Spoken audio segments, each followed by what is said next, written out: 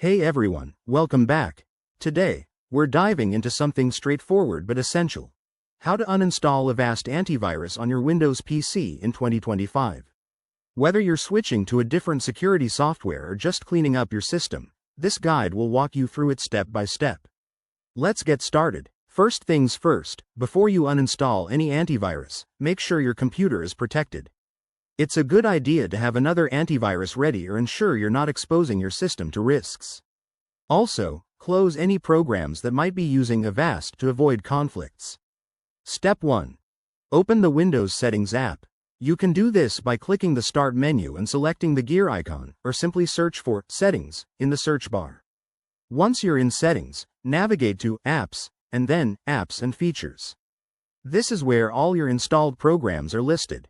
Next, scroll through the list until you find Avast Antivirus. Click on it, and then hit the Uninstall button. Windows might prompt you for confirmation, so go ahead and confirm. Depending on your version of Avast, you may need to follow on-screen instructions, like entering your admin password. If the standard uninstall doesn't work completely, don't worry, Avast has its own uninstaller tool. Head over to the Avast website, download the latest uninstall utility for 2025, and run it as an administrator. This should remove any lingering files. After uninstallation, restart your computer to ensure everything is clean. Once you're back up, check your system for any leftover Avast folders in program files and delete them if needed. And there you have it. You've successfully uninstalled Avast from your Windows machine.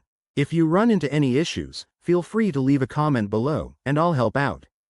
Thanks for watching, and don't forget to like and subscribe for more tech tips. See you next time.